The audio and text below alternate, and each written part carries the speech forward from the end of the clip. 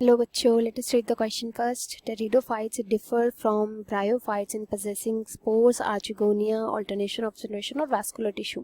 Basically pteridophytes और bryophytes में क्या मेन फ़र्क होता है ये हमें बताना है. तो जो यहाँ पे हम की कंसेप्ट यूज़ करेंगे ये हो जाएगा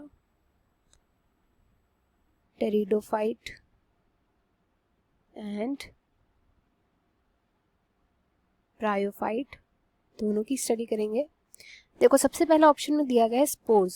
स्पोर्स जो होते हैं ना ये दोनों में प्रेजेंट होते हैं. टेरिडो में भी प्रेजेंट होते हैं, ये ब्रायोफाइट्स में भी प्रेजेंट होते हैं. टेरिडोफाइट ब्रायोफाइट दोनों ही स्पोर्स बनाते हैं. इनकी जो स्पोरोफिटिक जनरेशन होती है, स्पोरोफाइट्स भी हम बोल सकते हैं, उनका फंक्शन होता है स्पोर्स को बनाना, स्पोर्स का क्रिएशन करना. देन ये जर्मिनेट होते हैं एंड जर्मिनेट होकर बनाते हैं गैमेटोफाइट्स. तो इसलिए ए जो हो जाएगा वो इनकरेक्ट हो जाएगा. डिफरेंस नहीं होता, दोनों के अंदर ही प्रेजेंट होता है क्योंकि. देन बी में बोला गया है आर्चिगोनिया. आर्चिगोनिया किसको बोला जाता है? जो फीमेल सेक्स ऑर्गन होता है, फीमेल सेक्स ऑर्गन जिसका फंक्शन होता है एग्स को बनाना, एग्स बनाता है, तो उसको नाम दिया गया आर्चिगोनिया. एंड ये भी दोनों के अंदर प्रेजेंट होता है, तो इसलिए ये भी इनकरेक्ट हो जाएगा.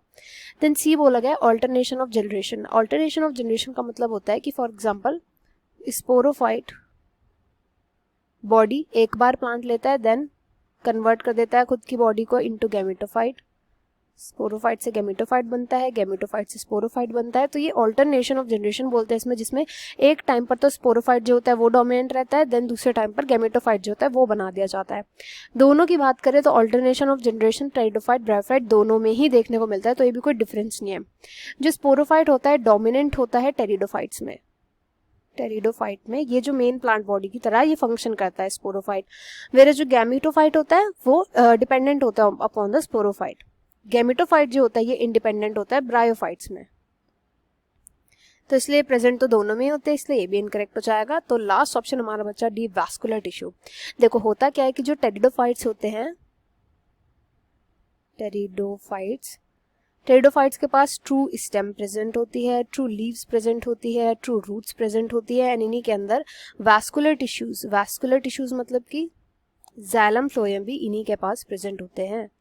जाइलम एंड फ्लोएम ये ज़्यादा एडवांस माने जाते हैं, देन